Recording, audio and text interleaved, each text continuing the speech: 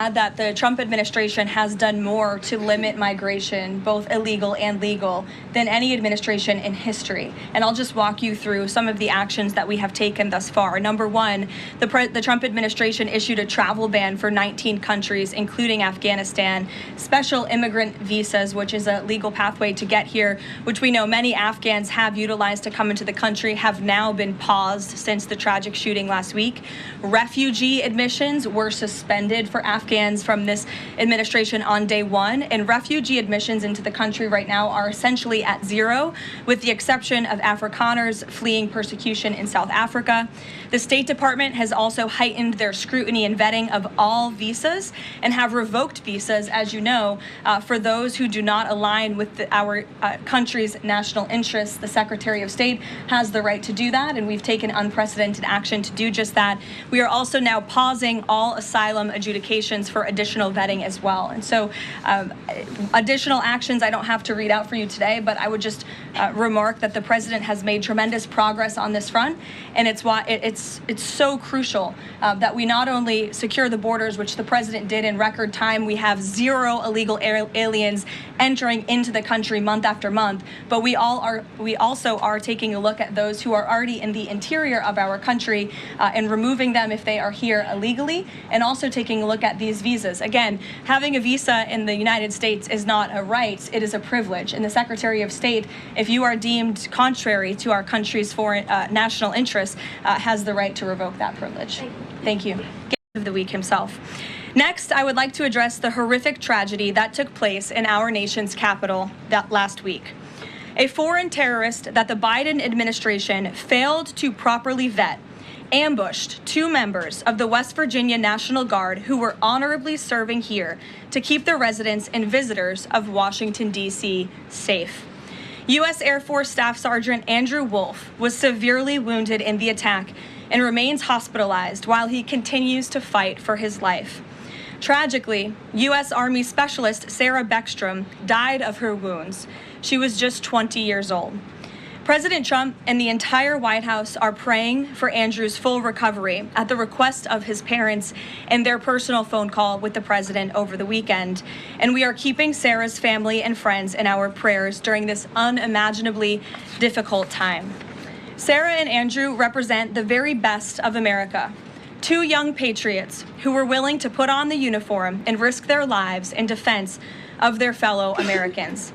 Both of them truly embody the profound words spoken by Jesus Christ in the gospel. Greater love has no one than this, to lay down one's life for one's friends. Sarah and Andrew are heroes, and we will never forget their sacrifice. That means ensuring the monster responsible for this atrocity is prosecuted to the fullest extent of the law and faces the most severe punishment possible. It also means reckoning with why this atrocity was allowed to happen in the first place, so that it may never occur again. Here are the facts. The terrorist who gunned down American soldiers blocks away from the White House in an ambush was an Afghan national who was flown into our country by Joe Biden's administration in September 2021 in the chaotic wake of their botched withdrawal from Afghanistan, one of the most embarrassing moments in the history of our great country. Joe Biden's historic failure in Afghanistan continues to haunt this country and our men and women in uniform. Not only did this surrender lead to a suicide bombing that killed 13 American heroes in Kabul, but now National Guard troops were shot on U.S. soil by the same kind of enemy. We continue to live with the deadly consequences of Joe Biden's horrific leadership. Nearly 100,000 Afghans were recklessly released into the United States with little to no vetting.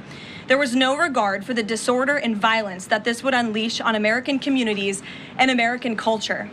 Reportedly, thousands of these strangers and unknown individuals were flagged to the Biden administration for national security, public safety, and fraud concerns. But the terrifying truth is that the Afghanistan debacle is just a small part of Democrats' complete and total betrayal of the American people during the Biden years.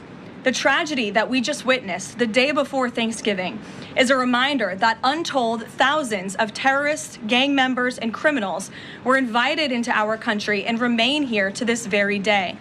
The border is now secure, thanks to President Trump. but the threat in our interior remains real and urgent. These public safety threats are already inside our land.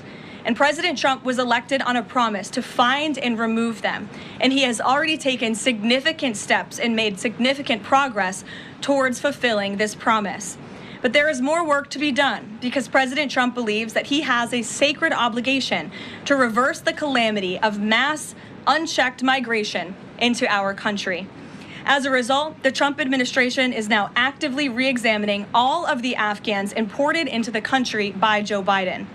Any individual who threatens our national security or our citizenry will be subject to removal. President Trump has already permanently paused migration of foreign nationals from third world countries that pose a very high risk to the United States. For too long, past American presidents supported self-destructive immigration policies that allowed foreigners who outright hate our country and have no interest in assimilating into our culture. They've allowed these individuals to flood peaceful American communities.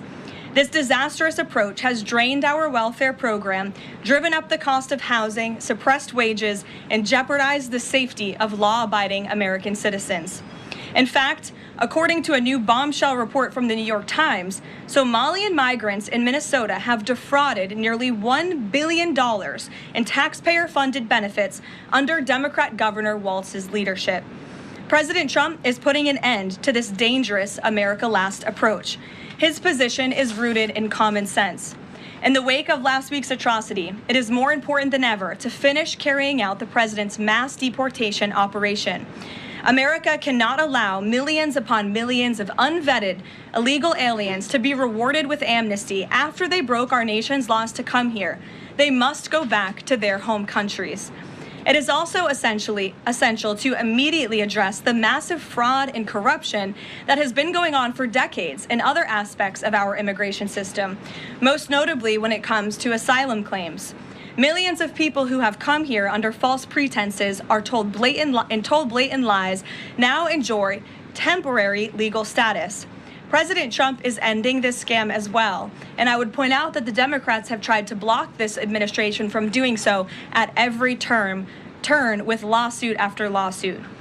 The hard truth is that even when it comes to our legal immigration system, past presidents have failed to ensure that all prospective citizens love America, will add value and contribute to our communities, and will assimilate into our culture. Leaders have a duty to defend and advance the interests of their own people, not foreign nationals. Leaders also have a duty to preserve the integrity and character of our nation's national identity. That is why President Trump is more committed than ever to fully restoring American sovereignty by keeping our borders secure, removing all illegal alien invaders, and rebuilding a legal immigration system that makes sense and benefits our country. President Trump has no higher responsibility than to defend our homeland and our people, and he will never waver in doing so. With that,